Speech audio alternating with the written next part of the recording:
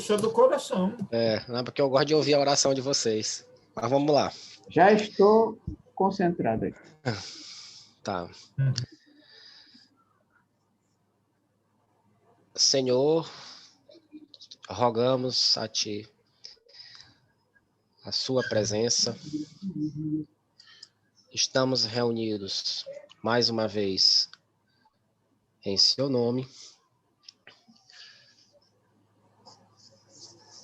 Pedimos, Pai, que ilumine cada um de nós, que esse estudo, através desse estudo, a Tua luz se canalize dentro de nossas casas.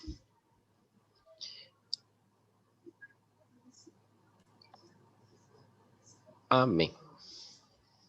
Amém. Eu tenho que desenvolver, não adianta. Amém. Vamos lá. Amém. Muito Hoje bem. eu não estava inspirado. Vamos lá. Muito bem. Feita a prece, vamos iniciar a leitura. Igualdade perante o túmulo. 823. De onde nasce o desejo que o homem sente de perpetuar sua memória por meio de monumentos fúnebres? Último ato de orgulho. Rominho, só um instante. Se você for gravar, tem que ser agora. Já gravei, já estou gravando. Já? Tá. Já estou gravando. Na hora da prece eu já comecei a gravar. Ih, rapaz. Não Vamos tem lá. problema, a prece foi boa. A prece simples, não tem problema. Então vamos Ok. lá. De onde, repetindo aqui, de onde nasce o desejo que o homem sente de perpetuar sua memória por meio de monumentos fúnebres? Último ato de orgulho. Essa resposta é boa. Boa. Nós somos eminentemente orgulhosos. Nós somos eminentemente orgulhosos. E, por conta disso, vaidosos. Né? E a vaidade sobe a cabeça e, muitas das vezes, essa vaidade faz com que o quê? A gente construa monumentos, né? Em nosso nome. O político não coloca nome de rua aí, o seu nome de rua. E João Lisboa tem uma praça aqui, e fulano de tal, etc, etc. Para perpetuar, né? A nossa imagem, perpetuar a nossa imagem, a gente faz um monte de coisa. Né? E isso tudo é vaidade. Por conta disso, alguém estava me falando, não sei, acho que foi ontem, a respeito de que conhece uma pessoa muito bonita, uma moça muito bonita, e que resolveu fazer lipo, ou fazer alguma coisa assim, né? Fazer alguma cirurgia desse tipo. Resultado, foi parar no hospital, porque ela achou que não estava bonita suficientemente bem. Foi parar no hospital e para a UTI, e está lá. Ou seja, a vaidade, o orgulho faz com que a gente cometa alguns excessos, e esses excessos também nos prejudicar. Né? A mulher está bonita, está querendo ser mais bonita ainda. E aí, haja fazer coisas que depois pode se arrepender. 823, aliás, alguém quer comentar mais? 823A. Mas a suntuosidade dos monumentos fúnebres não é antes devida, às mais das vezes, aos parentes do defunto. Eles querem honrar a memória do que é o próprio defunto? Resposta: orgulho dos parentes. Desejosos de se glorificarem a si mesmos. Oh, sim, nem sempre é pelo morto que se fazem todas essas demonstrações. Elas são feitas por amor próprio e para o mundo, bem como por ostentação de riqueza. Supões, porventura, que a lembrança de um ser querido dure menos no coração do pobre, que não lhe pode colocar sobre o túmulo senão uma singela flor? Supõe-se que o mármore salva do esquecimento aquele que na terra foi inútil. Então, orgulho de todo jeito. Né? Orgulho de todo jeito. A doutrina espírita já nos falou, desculpa, a doutrina espírita já nos falou, e a gente já estudou isso aqui, de que se não houvesse o orgulho e o egoísmo na humanidade, este planeta seria um planeta feliz, divino.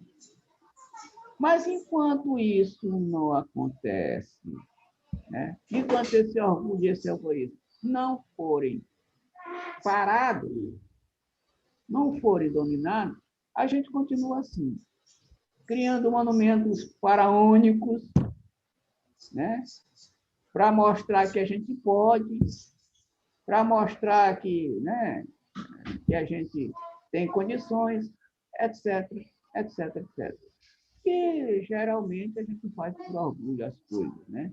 Por vaidade. Orgulho, egoísmo e vaidade. Mais alguém? Deixa eu fechar a porta do quarto. Apenas para reforçar que realmente eu acho que é por aí. Isso não vem de agora, né? Observa que, por exemplo, os reis hebreus, os faraós do Egito, né, procuravam perpetuar sua memória através de túmulos suntuosos, daí o próprio nome, como falaste ainda há pouco, né, faraônico, né, dando a ideia de que vem dessa suntuosidade dos faraós. E, naquela ocasião, isso era tão significativo que, por exemplo, alguns servos eram enterrados, ou melhor, enterrados não, inumados, vivos, né? Para ficarem ali adorando o seu faraó, aquela coisa toda. Né? Aqueles servos mais próximos e por aí afora. O professor Otton chegou. Boa noite, professor Otton. Que bom, que bom. Boa noite, professor. Boa noite, professor.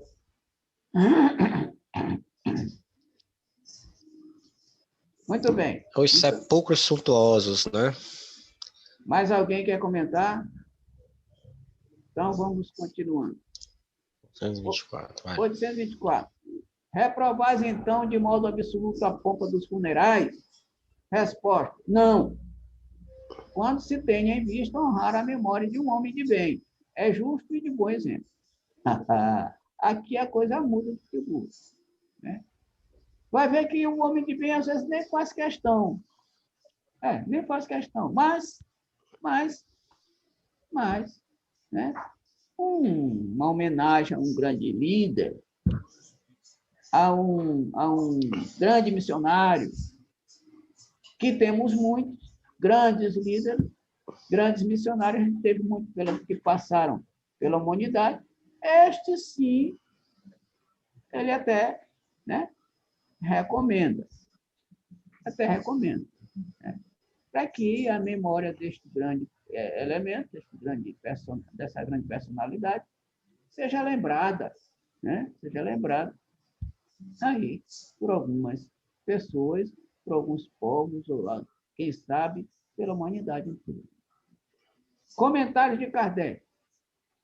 O túmulo é o ponto de reunião de todos os homens. Aí terminam inelutavelmente todas as distinções humanas. Em vão, tenta o rico perpetuar sua memória, mandando erigir faustosos monumentos. O tempo os destruirá, como lhe consumirá o corpo. Assim o quer a natureza.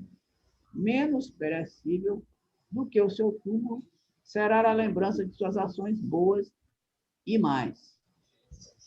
A pompa dos funerais não o limpará de suas torpezas, nem o fará subir um degrau que seja na hierarquia espiritual. Tá, então, os túmulos, né, não vão adiantar de muita coisa para o espírito, se ele não é lá essas coisas de evolução, assim como também os seus títulos nobres, que nós temos muitos títulos, às vezes, aqui no planeta Terra, mas estes títulos não vão nos ajudar na passagem para o lado de lá. O que vai nos ajudar, na verdade, o que vão nos ajudar são exatamente as nossas qualidades. E estas, muitas das vezes, a gente não tem muitas, não. A gente tem poucas qualidades e defeitos aos montes, né? Até porque o planeta é um planeta de provas e expiações e que aqui predomina o mal.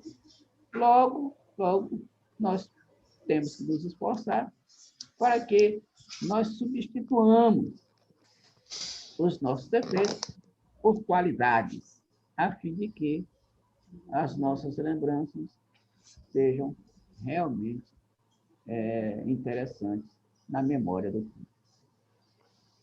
Mais alguém?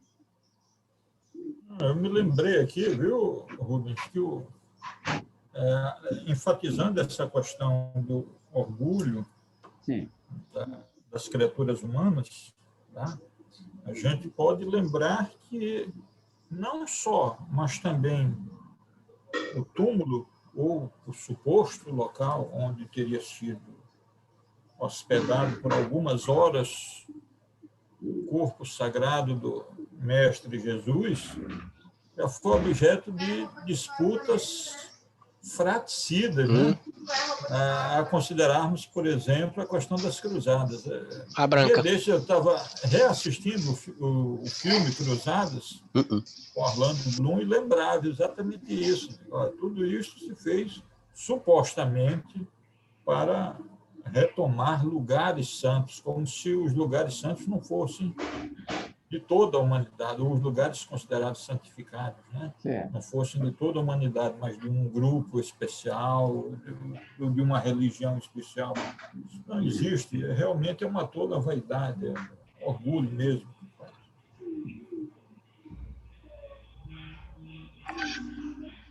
Muito bem, mais alguém? Uma curiosidade, eu gostaria de falar um pouco. Claro. Em primeiro lugar, Claro. em primeiro lugar, eu quero pedir desculpas porque eu cumprimentei a todos com o microfone fechado. Mas boa noite a todos e obrigado por vocês terem também visualizado a minha entrada na nossa reunião. Mas o que é interessante também lembrar é que todo o corpo que é enterrado, o corpo que é colocado realmente na terra, através do caixão ou não, mas que ele se decompõe juntamente com o conteúdo do terreno em que ele foi colocado, permanece ali o DNA da pessoa que é enterrada.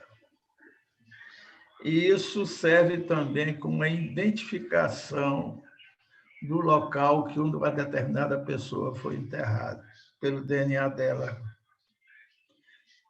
Isso é uma curiosidade interessante que eu vi em uma dessas leituras, que a pessoa consegue identificar onde uma pessoa, um cidadão, foi enterrado se você fizer um estudo do material, do local em que ele foi enterrado e você encontrar moléculas de DNA que identificavam aquela pessoa. Porque o DNA, na realidade, ele tem uma codificação genética que identifica a pessoa, né? Você pode se identificar através dessa estrutura.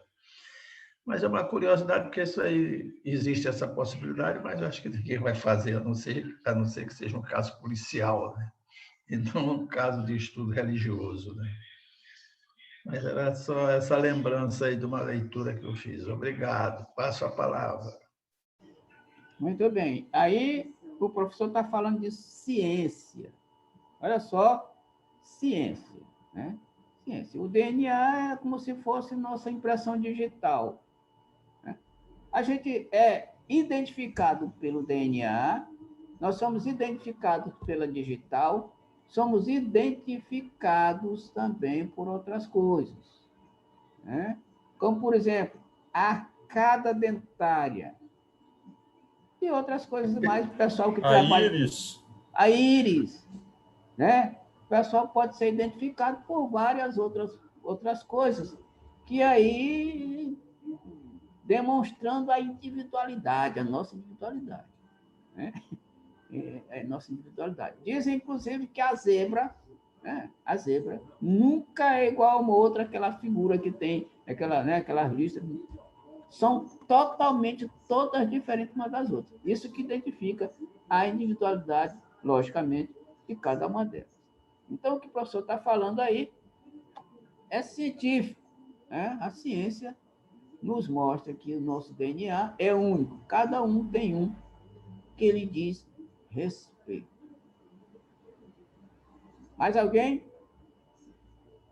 Então, vamos passar aqui para capítulo 10 da Lei de Liberdade. Esse é bom, muito interessante. Lei de Liberdade.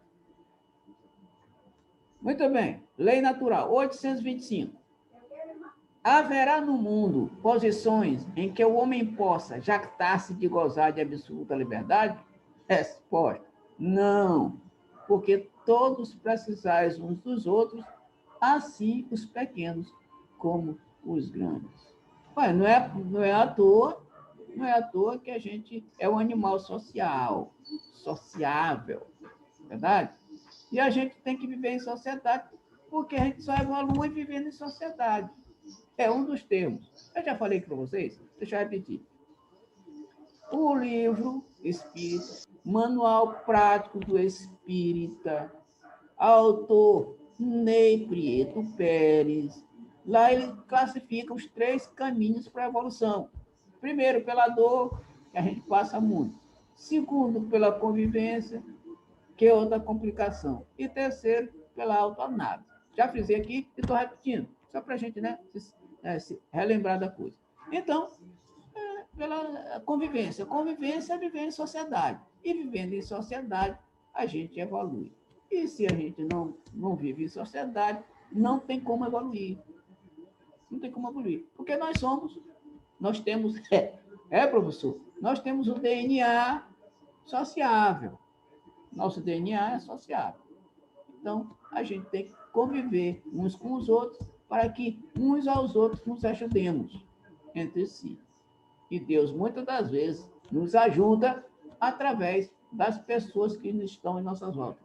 Os familiares, os amigos, os colegas de serviço, etc, etc. Todo esse pessoal nos ajudam e nós, por nossa vez, damos a nossa parcela de contribuição para ajudar a quem está conosco. Então, é uma troca mútua, uma mútua troca para ajudar na nossa evolução. Mais alguém? 826. Em que condições poderia o homem gozar de absoluta liberdade?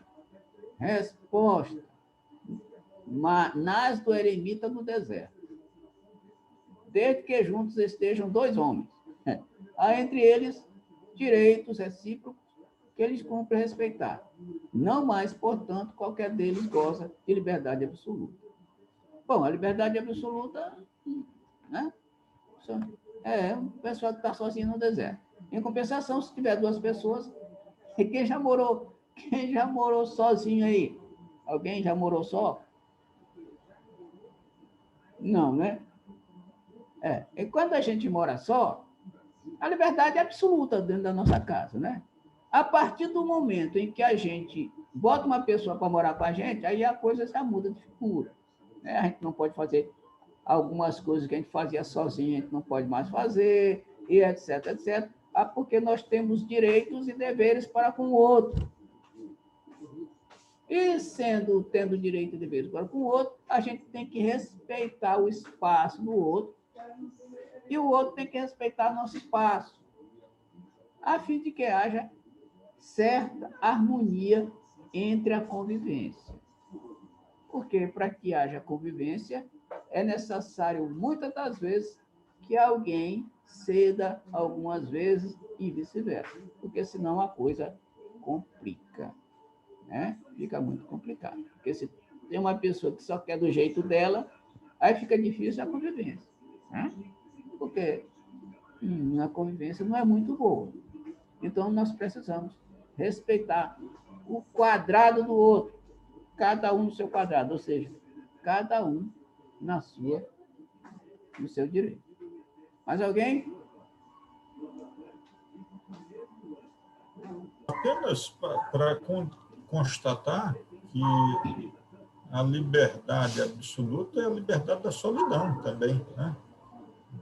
Não Isso. se tem como exercitar a liberdade integral vivendo em sociedade. Sociedade, o que predomina é justamente o sentimento do coletivo, né? Do auxílio mútuo, por aí. Então, eu diria que, sob certo aspecto, a liberdade plena ou absoluta, ela é até antinatural, por assim dizer, viu, meu querido? Porque o natural é que a gente esteja junto com o outro. Misturado. Exatamente. Misturado. Muito bem. Mais alguém? Então, vamos lá. 827. A obrigação de respeitar os direitos alheios tira ao homem o de pertencer-se a si mesmo. Resposta. De modo algum, porquanto este é um direito que lhe vem da natureza. Tá, então, está bem explicada a questão da pergunta, né? Não lhe tira o direito de pertencer-se a si mesmo, né? Apesar de ter que respeitar o outro, etc, etc. Mas aí fica nessa situação. Mais alguém? 828. Como se podem conciliar as opiniões liberais de certos homens com o despotismo que costumam exercer no seu lar e sobre os seus subordinados? Resposta. Eles têm a compreensão da lei natural, mas contrabalançada pelo orgulho e pelo egoísmo. Quando não representam calculadamente uma comédia, sustentando princípios liberais, compreende como as coisas devem ser, mas não as fazem assim. É aquela história do faz o que eu digo, mas não faz o que eu faço, né? Ou seja, a lei é para os outros, para ele não. A lei é para os outros e para ele não. Eu já vi muita situação desse tipo, né? Em que uma pessoa critica a outra, mas não faz aquilo que está criticando na outra. É uma coisa extremamente estranha. Como é que eu posso dar exemplo se o meu comportamento não condiz com aquilo que eu estou falando? É muito esquisito, muito estranho. E ai da pessoa que está dizendo isso, e a gente diz, não, meu irmão, peraí, você tem que primeiro dar o exemplo para poder depois criticar. Não. Quanto mais imperfeito é a pessoa, mais ele critica o outro naquilo que ele não faz. É que coisa mais esquisita. O que Jesus dizia? Vai e não peques mais. Não estava criticando ela, só estava avisando que ela poderia, né, piorar a situação dela, mas criticando e condenando negativo. Então, é isso que acontece. Algumas vezes, está falando aqui, a pessoa que lidera uma comunidade, sei lá, um lar, um centro espírita, uma igreja católica, evangélica. Algumas vezes o camarada faz as coisas, mas não quer que o outro faça desse jeito. Muito complicado. Mais alguém?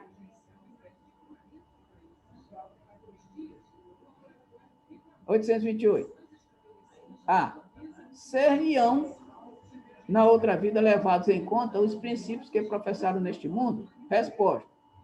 Quanto mais inteligência tem o homem, para compreender um princípio, tanto menos excusável é o de não aplicar a si mesmo. Em verdade, vos digo que o homem simples, porém sincero, está mais adiantado no caminho de Deus do que um que pretenda parecer o que não é. Olha, a gente fica aparentando o que não é, né? Imaginando que no plano depois, no outro plano espiritual, ele vai ter uma recompensa por isso, ou ser considerado como um líder, etc, etc, etc. Não. Então, essa questão, a resposta a essa questão, faz a gente se lembrar daquela passagem no Evangelho segundo o Espiritismo, né?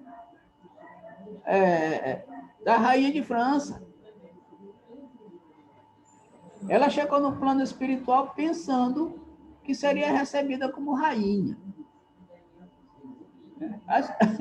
Algumas vezes acontece conosco também, né? A gente passa por lado de lá, achando que vai ser recebido com o título de sangue azul. Né? Não tem gente que diz, não, eu sou de sangue nobre, sangue azul, ou coisa parecida.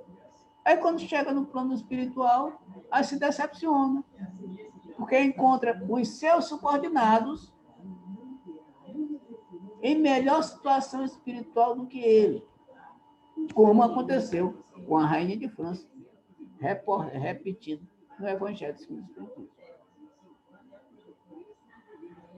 Então, a gente tem que colocar essas coisas em prática, para que a gente tenha condições de, no desencarne, nós irmos para um localzinho melhor, né? Um local bem mais apropriado. Mais alguém? Escravidão. Diga. Rubem, eu me lembrei aqui que no próprio Evangelho, e não só no Evangelho segundo o Espiritismo, mas nas escrituras bíblicas de modo geral, está dito que a cada um será dado segundo o seu merecimento, né? Evidentemente que se a pessoa teve uma oportunidade de ter um esclarecimento intelectual mais acentuado do que o outro, a sua responsabilidade será muito maior, né, em se conduzir de forma correta, de tal sorte que há coisas que se pode até contemporizar com o ignorante, né? Por exemplo, os silvícolas em relação ou alguns povos da antiguidade em relação ao sacrifício de pessoas que nasciam com deficiências ou com necessidades especiais aparentes, né? Eram jogados nos precipícios, ou então, entre algumas tribos ainda não aculturadas ou civilizadas, eram sacrificados. Mas isso não se aplica a nós, e nós, eu me refiro a todos nós que nos dizemos civilizados, e mais ainda a nós que nos afirmamos espíritas, né? Então, nós não podemos simplesmente viver da aparência. Viver da aparência é relativamente fácil.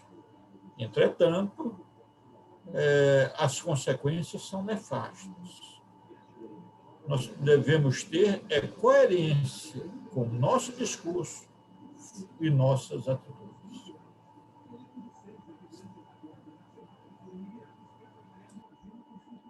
Muito bem. Mais alguém? Tá. 829. Haverá homens que estejam, por natureza, destinados a ser propriedades de outros homens? Resposta. É contrária à lei de Deus toda sujeição absoluta de um homem a outro. A escravidão é um abuso da força. Desaparece com o progresso, como gradativamente desaparecerão todos os abusos. Então, por que isso acontece no nosso planeta, pessoal? É simplesmente por conta da evolução do planeta. O planeta é um planeta de provas repetidas, de provas e expiações, onde predomina o mal. E o orgulho, o egoísmo e a vaidade dos homens estão lá em cima, bem acentuados, bem evidenciados. E, por conta disso, ainda existe coisa assim, a escravidão. Mas, graças a Deus, a evolução nos diz de que isso vai desaparecer com o progresso gradativamente, até que não exista de forma nenhuma no planeta nenhuma situação parecida com a escravidão. De qualquer forma, escravidão de qualquer estilo, de qualquer forma. Então, graças a Deus, um dia que não seja muito longe, tudo isso vai desaparecer do nosso planeta Terra. Comentários de isso, pode falar. Tu falas, Rubem, é muito interessante porque nós hoje imaginamos que com toda a evolução tecnológica que temos, com todo o progresso que alcançamos, nós imaginamos que já poderíamos estar numa situação melhor.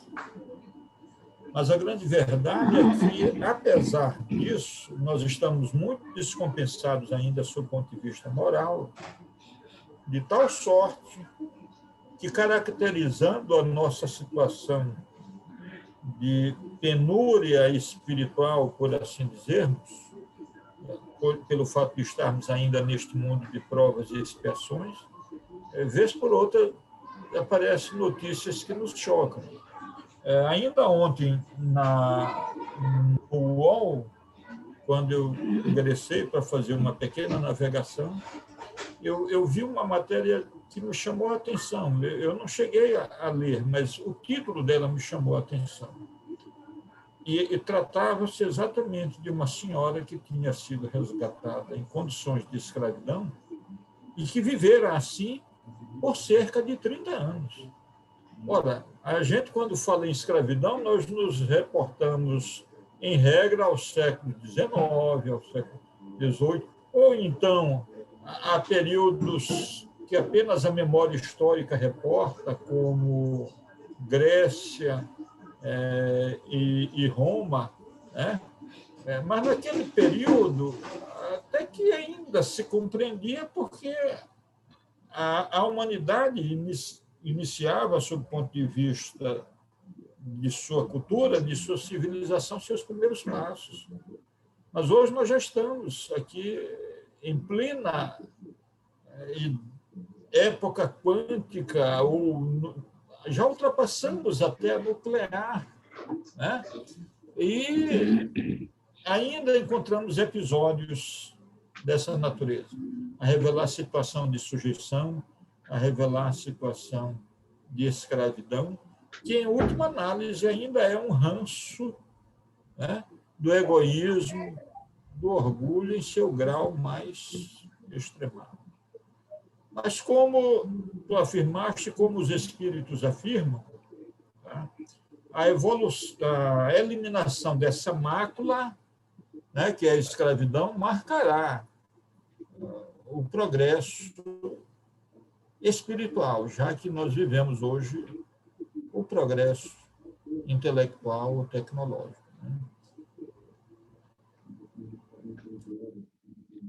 Muito bem. Então, aqui, comentários de Kardec à questão. É contrária à natureza, à lei humana, que consagra a escravidão, pois que assemelha o homem ao irracional e o degrada física e moralmente. É o que Edilson acabou de falar. Olha só, ele está falando bem aqui, lei humana. É contrária à natureza, a lei humana que consagra, deixa eu grifar direitinho, a escravidão, pois que assemelha ao homem. Então, olha só, tem muitas leis, tem muitas coisas que são legais, mas não são morais. Por isso é que eu me lembrei de Mahatma Gandhi. Gandhi era advogado, e ele era rebelde, entre aspas, no sentido de que as leis, existiam leis que ele não respeitava por conta de que não eram leis morais. Não tinham um fundo moral. Eram leis humanas que precisavam ser reformuladas, assim como muitas leis humanas agora precisam ser reformuladas. Não é verdade? Então, essa questão de que a escravidão realmente é algo muito grave, é muito grave. E ainda, em pleno século XXI, a gente ainda encontra a situação desse quilate, coisa que é de extrema imperfeição. Aí o nosso planeta ainda existir coisas desse tipo. Muito estranho. Mais alguém? 830. Quando a escravidão faz parte dos costumes de um povo, são censuráveis o que dela aproveitam, embora só o façam conformando-se com o uso que lhes parece natural.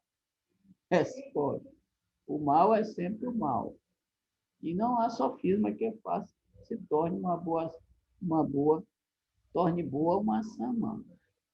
A responsabilidade, porém, do mal é relativa aos meios de que o homem disponha para compreender.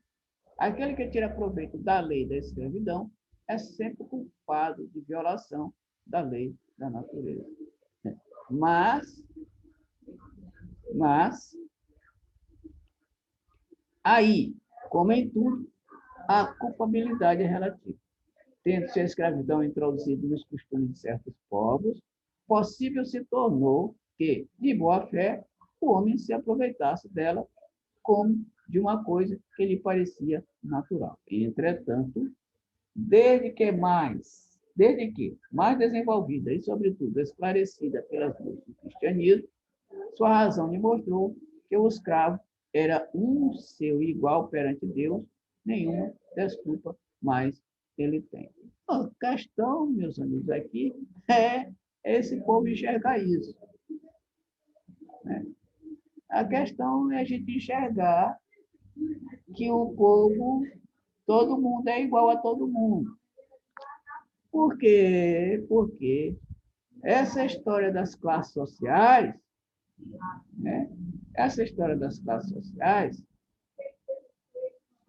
faz com que muita gente acredite que tem pessoas inferiores. Mas por que isso acontece? Edilson acabou de falar, por conta das nossas imperfeições, e por conta do nosso orgulho, egoísmo, vaidade, etc, etc. Ainda tem gente que se acha muito superior a determinadas criaturas. Sendo que, quando aqui a gente está falando sobre sepultamento, sobre túmulo. Quando a gente desce ao túmulo, todo mundo é a mesma coisa. Aliás, não existe sangue diferente, o pobre do rico, o sangue é o mesmo tipo, do político, do líder político, e o pobre não existe diferença nenhuma. Tudo, a matéria é a mesma. E a matéria sendo a mesma, o que difere é a posição social, mas a gente já acabou de saber de que posição social não nos leva para o lado de lá como melhores. E sim, algumas vezes, até piores. E isto só vai ser enxergado algumas vezes quando o camarada que era desse tipo passar por lá de lá e chegar à conclusão que fez tudo errado. Não, está tudo errado. Eu não fiz a coisa errada, não fiz a coisa certa, e, portanto, estou nessa situação. Quando compreende, e ainda tem mais isso. Mais alguém?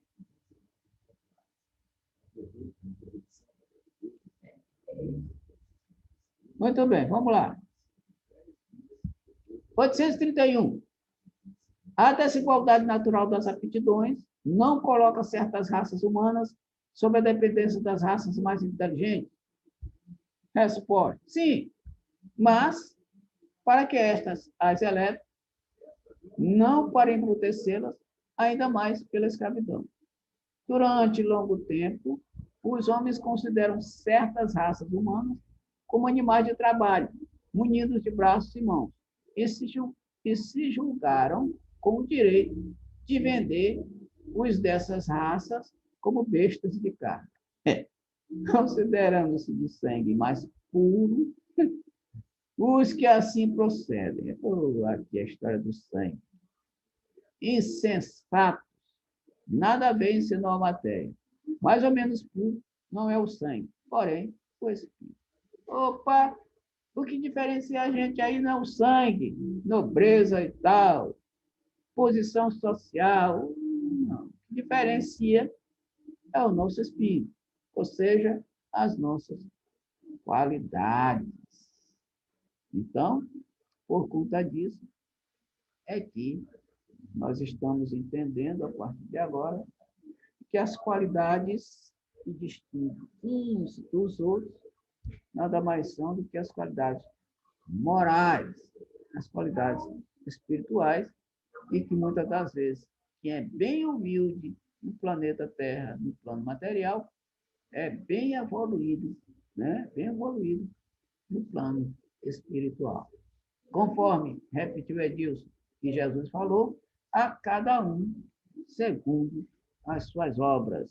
E nós teremos mérito ou demérito, dependendo das nossas atitudes aqui no plano material. Cabe a cada um de nós lutarmos, né, no bom sentido, para que nós galguemos ou alcancemos esta evolução para conseguir algo melhor ao sairmos daqui. Mais alguém? Adiante. 832. Há, no entanto, homens que tratam seus escravos com humanidade, que não deixam lhes falte nada e acreditam que a liberdade nos exporia a maiores privações. Que dizeis disso? Resposta: digo que esses compreendem melhor os seus interesses. Igual cuidado dispensam os seus bois e cavalos para que obtenham bom preço no mercado. Não são tão ocupados como os que maltratam os escravos, mas nem por isso deixam de dispor deles como de uma mercadoria, privando-os do direito de se pertencer a si mesmo. Apesar da boa vontade, ainda assim, eles deveriam libertá-los. Né? Eles deveriam libertá-los, porque livres eles poderiam fazer das suas vidas coisas melhores, que eles achassem melhores. Né? Coisas que eles achassem melhores.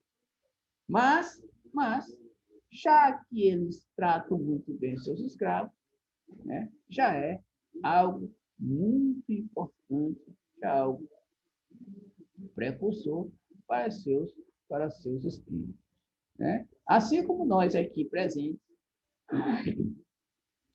é lógico, com certeza, alguns de nós aqui temos secretárias e secretários, e a gente, como espíritas, nós tratamos com muito carinho, com muito cuidado, muita gentileza, os nossos secretários com as nossas secretárias. Somos justos, etc, etc, etc. Né? Então, é a compensação de conhecermos a doutrina e tentarmos aplicar às pessoas que são humildemente menos destacados do que nós. Né? Faça ao outro aquilo que gostaria que o outro lhe fizesse. Nova recomendação de Jesus. E a gente nem sempre cumpre com esse papel ou pensa nesse detalhe evangélico. Mais alguém?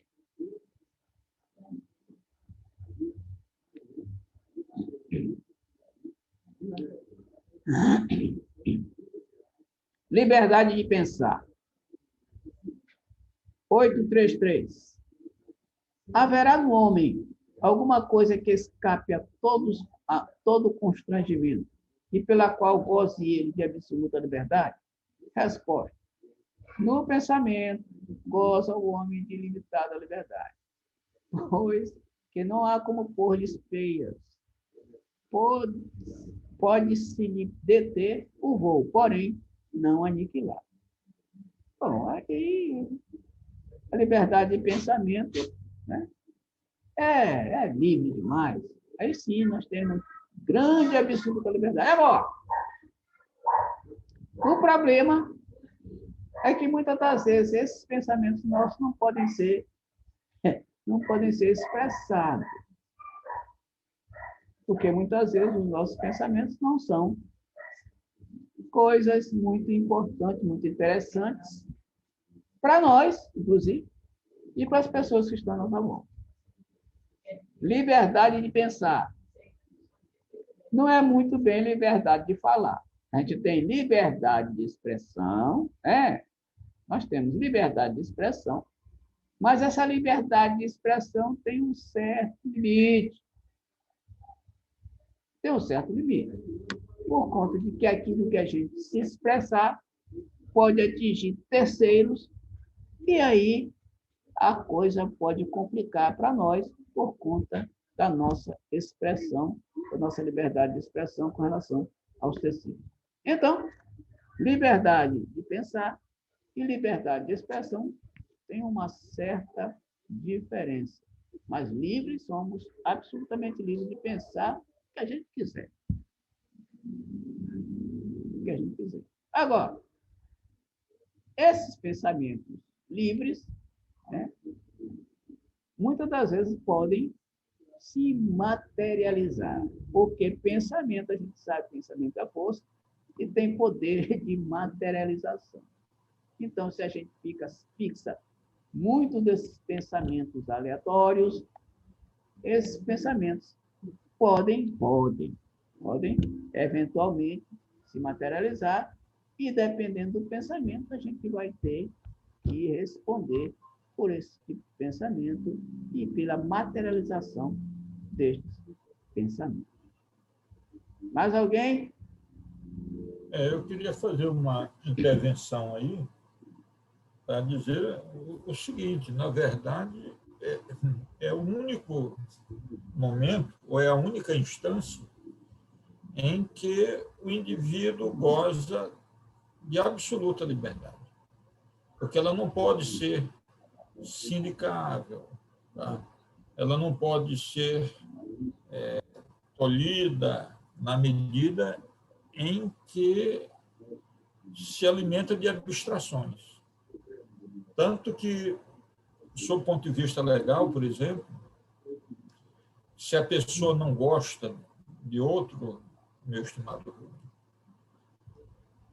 enquanto ela não exterioriza as atitudes, não há nada a se punir. Tá? Ou seja, se o sujeito não gosta de uma determinada pessoa, ou se o marido, por uma razão qualquer, não gosta da sua esposa, e resolve, digamos, eliminá-la, tá? Enquanto ele está só cogitando, nós diríamos que ele só está se comprometendo sob o ponto de vista da divindade, que a tudo vê, que a tudo preside e que tudo sabe. Mas, sob o ponto de vista das leis humanas, não há nada a se punir. Já começa a se pensar em punição quando dos atos preparatórios. Por exemplo, o sujeito quer matar uma determinada criatura. Ele compra uma arma para esse fim. A compra da arma já pode ser, eventualmente, objeto de perquisição legal. Mas, ainda assim, hoje, por exemplo, o sujeito pode ter uma arma livremente em casa para se defender ou coisa parecida. Tá?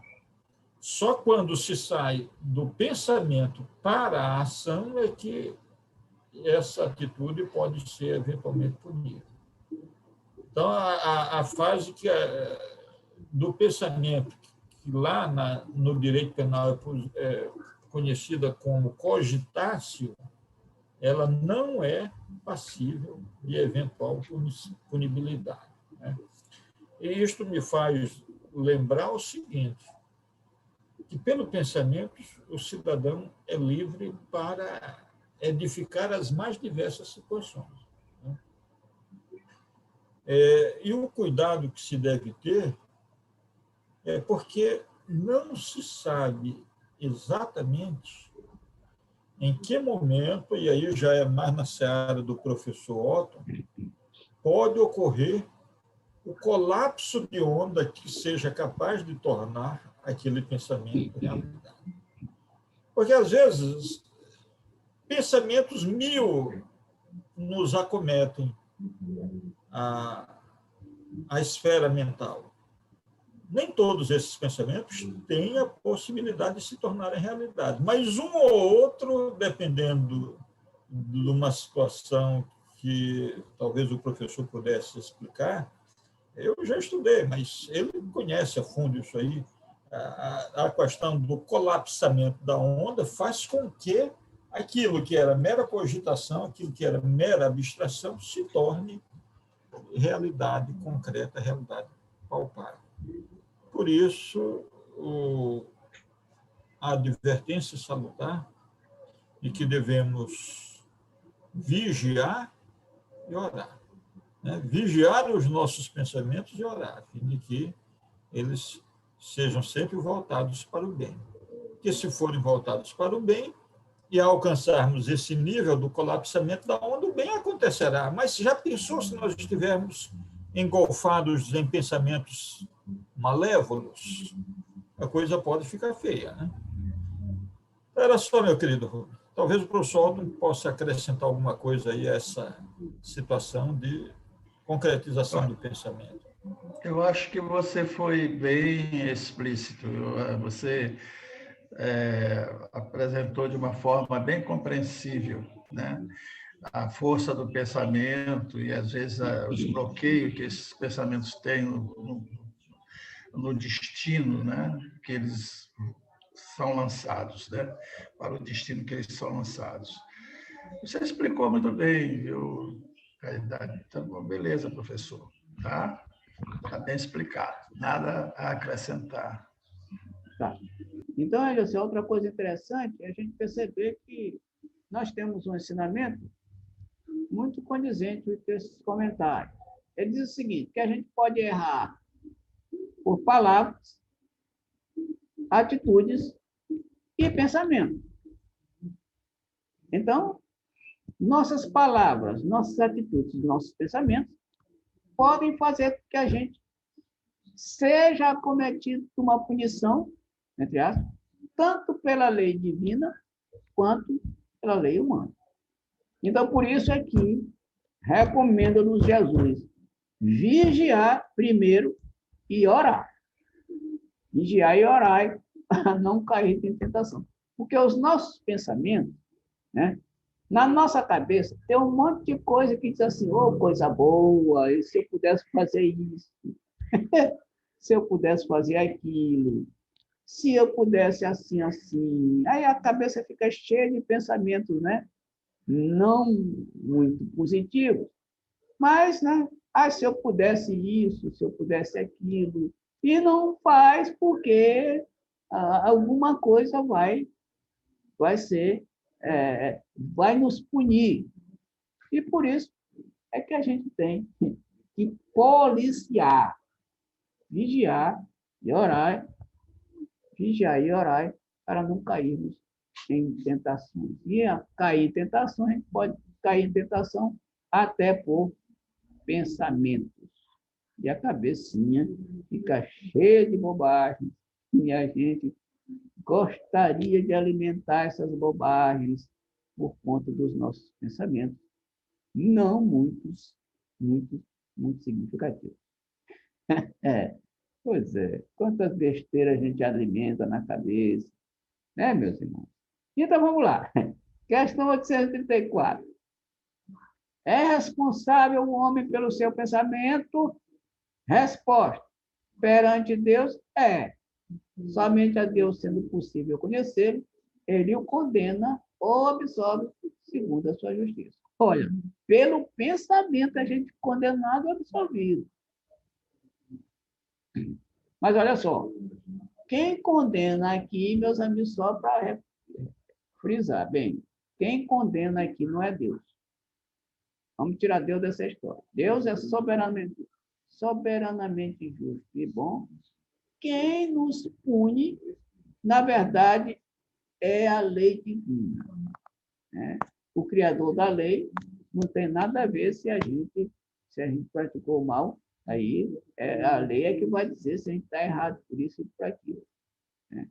O certo é que nós seremos condenados ou absolvidos de acordo com aquilo que nós pensamos. Por isso, nova advertência, cuidado com aquilo que nós pensamos. Porque se fosse um evangélico, dizia assim, olha, não faça isso, porque Deus está vendo. Né? Não faça assim, porque Jesus está vendo. E aqui a gente diz o seguinte, não faça isso, porque o Espírito de verdade está de olho. Mas, gente, verdade, meus irmãos? Então, o pensamento tem que ter muito cuidado. Mais alguém?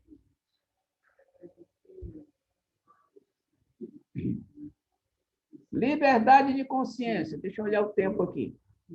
Está chegando. Liberdade de consciência. 835. Será a liberdade de consciência uma consequência da de pensar? Resposta. A consciência é um pensamento íntimo, que pertence ao homem, como todos os outros pensamentos. Opa, consciência. Vamos lá. Questão do Livro dos Espíritos que nós já estudamos. Questão 621. Pergunta a Kardec. Onde está escrita a lei divina, amigos? E os espíritos respondem na consciência. Ou seja, aquilo que a gente faz de errado, mais cedo ou mais tarde, esta consciência que contém a lei divina, vai nos acusar. E quem nos pune, na verdade, é a nossa consciência. A nossa consciência diz assim, rapaz, você fez um negócio errado ali. Então, na próxima reencarnação, você e os seus mentores espirituais solicitam que você passe por uma determinada situação para liberar você do peso dessa consciência. Porque a nossa consciência fica pesadinha por conta daquilo que nós fizemos. Então, para liberar o peso da consciência, a gente fique livre daquilo. Né? Como é, quando a gente vai ao banco fazer uma dívida, um empréstimo, verdade? Nós fizemos um empréstimo e nós queremos pagar este empréstimo em algumas prestações. Porque geralmente a gente não paga de uma vez. É verdade? Empréstimo, geralmente, a gente não paga de uma vez. Então, eu quero pagar esse débito em suaves prestações de 50 parcelas. Aqui também pode ser, eu quero pagar esse débito espiritual em 50 parcelas, ou seja, em 50 reencarnações, vamos supor.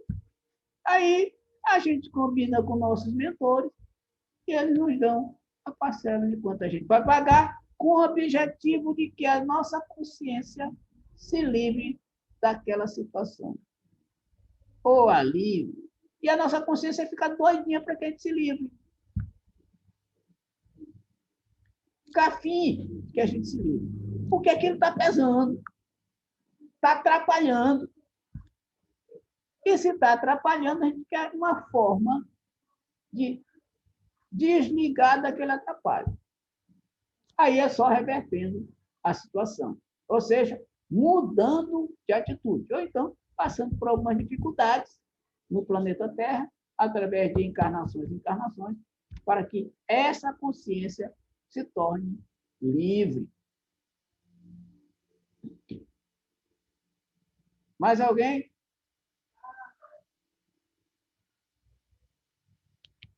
836. Tem o homem direito de pôr em embaraços a liberdade de consciência? Resposta. Falece-lhe tanto esse direito quanto com referência à liberdade de pensar. Por isso que só a Deus cabe o de julgar a consciência. Assim como os homens, pelas suas leis, regulam as relações de homem para homem.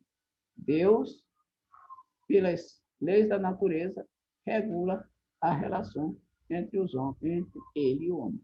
Olha só, muitas das vezes a gente não tem condição de fazer nada com determinada situação. Não fazer nada. Ainda mais com relação à consciência. Ainda mais com relação à consciência. E daí colocar embaraço e empecilho a consciência. A liberdade de consciência não tem. Porque cada um homem uma individualidade. E aí, essa liberdade de consciência vai depender de cada pessoa. Cada um, né? Cada um é que vai perceber até que ponto você tem liberdade para isso ou para aquilo. Mais alguém?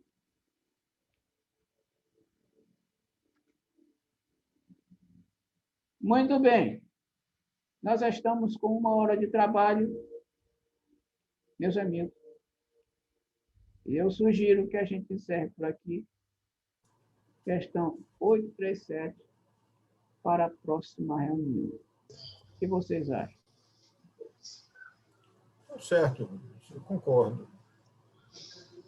Muito bem. Então vamos pedir ao companheiro Adilson que ficou de fazer a prece final. Lembrando, o cara Adilson, logicamente você se lembra, só para reforçar, pedir pelos nossos companheiros que estão precisando mais do que, né? Sim. Mais do que nós, pelo menos um pouquinho. Vamos lá. Tá certo. Vamos fazer a prece aqui. Então, meus queridos irmãos, vamos voltar àquele estado inicial de concentração, mentalizar o Mestre Jesus como quer que nós o idealizemos no íntimo dos nossos corações, tá? Pedir ao Divino Criador de todo o universo, nosso Deus de amor e misericórdia, as bênçãos para o ano que irá se iniciar. E agradecermos também as experiências neste ano que nos ensinou muito. Oremos, então, no imo dos nossos corações. Deus, Pai de infinito amor e misericórdia, Jesus, Mestre amado e querido, anjos guardiães, espíritos amigos e protetores, irmãos da espiritualidade esclarecedora, Mãe Maria Santíssima. Nesse momento, Senhor Deus, elevamos o nosso pensamento até vós para agradecermos a oportunidade que nos concedestes de mais um ano estarmos aqui, buscando o aprendizado, vivenciando a boa nova da tua doutrina. Nós queremos te agradecer pelo ano fecundo, apesar das dificuldades, pelos aprendizados, pelas experiências que acumulamos nessa situação de excepcionalidade, buscando o aconchego da nossa família, apesar do distanciamento de alguns dos seres mais queridos, apesar mesmo de alguns haverem retornado à pátria espiritual. Senhor Deus, nós os agradecemos por tudo.